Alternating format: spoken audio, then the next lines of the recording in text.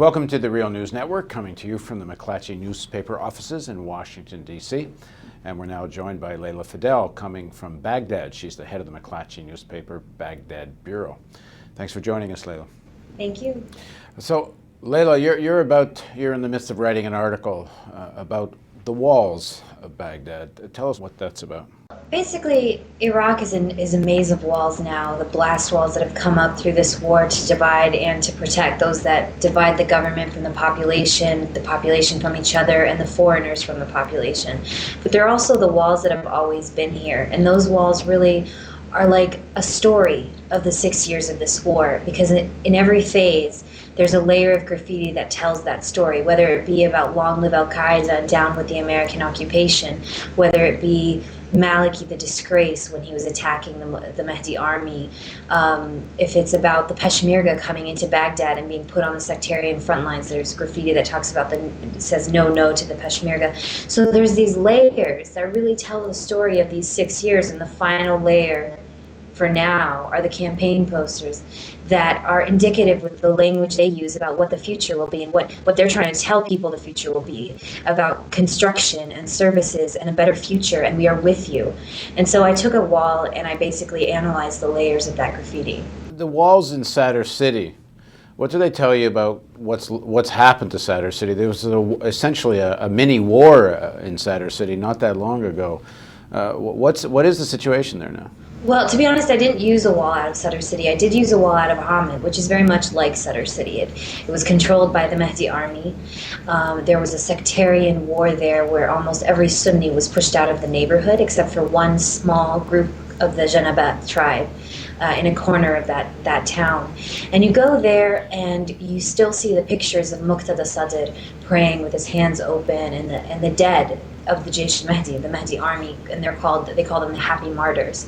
And then you go to the walls and you see Sawlat al-Sadr, the Knights of Sadr, the Sadr Falcons. You still see the faded graffiti of the militia that no longer is powerful and has faded just like that graffiti has. And so it's a very poor Shia area. And on the top now, people are whiting out over that history and writing things like the National Police, the heroes. The checkpoints have changed from the plain clothes of the militants that once manned those checkpoints to the police, the National Police now.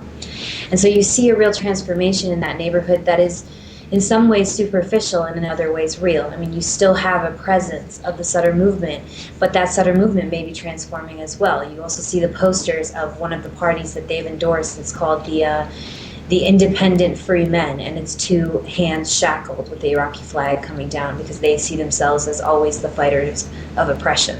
One of the things I think that doesn't get talked about very much about Iraq is the extent to which most of the people are living in terrible poverty. We talk about the violence, but there's not a lot of talk about the poverty and daily living conditions. We maybe a little bit about electricity being on and off. But to what extent is Iraqi divided, just perhaps a new type of division between rich and poor? Well, I mean, unemployment is extremely high here. The average salary here is maybe $200 a month, but living costs are going up, with this new democracy or this new freedom that Iraqis we say we've brought Iraqis. It's so much more expensive for people. Many are squatting in government buildings or paid to live in government buildings that are now being taken back, and they go out to look for a home and they just can't afford it any longer. There are so many orphans here, orphaned by this war. There are so many widows here, widowed by this war, who have to figure out how to support their families, and you see that poverty in the street. What's happened to the millions of refugees? Are people coming back? And if they are, is there any place to go? Or are refugees staying abroad in camps? Some are coming back, but again, it's a trickle, not a flow. You don't see the 4 million displaced and refuged Iraqis returning, but some have come back, yes. And do you have a sense of what's happening to the refugees that are still in refugee camps? I can talk from inside Iraq. I haven't done much outside on the refugee crisis, but inside Iraq, the displacement camps are never something that people remain in. A lot of people see that as shameful, and so generally when they get displaced, they go to, if they can, find a family member in another province or outside the country, or they live. There was a lot of house swapping at one point where like a Sunni person in a Shia neighborhood would switch with a Shia person in a Sunni neighborhood, and they would swap a home. And so that's the type of displacement you'll see more often in the camps. I haven't visited the displacement camps in a while, but I did go out a couple months ago, and there's still a lot of fear. And people, even if you tell them it's better, it's not that easy to go back when you've lost family members and you've seen people killed in front of your eyes because it wasn't okay. And so it's not easy to convince people that everything's going to be fine. The talk of getting out within 16 months and when to get out and how quickly to get out, but getting out isn't going to do much about changing the well-being of the Iraqi people. And is there any kind of plan in place, either from the Iraqi government or elsewise, that might actually show a significant change in people's well-being? I don't know. I mean, they talk about plans and they talk about committees and they talk about this and that, but it's unclear. I mean, the welfare system here, it seems to be broken, and the money that does come from the government is very difficult to get and isn't always constant. And so I can't really answer that question easily. I can tell you that the talk about when and when we'll leave is important. And I think the way we exit this war is a really important time in history. And, the ambassador gave a briefing to reporters yesterday, and he said that the greatest mistake America could make was to leave too quickly, because they don't want to lose they don't want to lose any semblance of progress that they have had. And so there is a concern that the new administration will just sort of leave, and not everything has been solved. The political problems remain. A lot of the campaign right now is based on the idea of tribes, and you talk to some people and they think that's just as bad as the sectarian and ethnic voting that was going on before, voting based on a tribal structure. Yes, Iraq has a tribal structure, but the tribal structure is about blood money and revenge and that type of thing, which is a very old school form of governance. And is that what you want for the future of Iraq? Are the democratic institutions ingrained in Iraq and it will stay that way, or is it going to be warlords who rule from province to province? But in terms of popular opinion, popular opinion is that Americans should get out as soon as possible, and Iraqis will sort all this out? Most people will tell you that. Most people will tell you that when you talk to people on the street. But I think there's also a fear, because the Americans are in the middle of all of this. They are the people that brought the Sons of Iraq. They funded those militias that are now coming in to the political fold and running in these campaigns, and they also are coming into the government, and everything is very new, and the trust is still not there. The relationship between the prime minister in Baghdad and the president in Kurdistan is horrible, and that decision on how regions are going to work compared to what the federal government, what type of power the federal government is going to have, that's all unresolved, and those are all things that could lead to violent actions, or a new type of not very democratic rulership.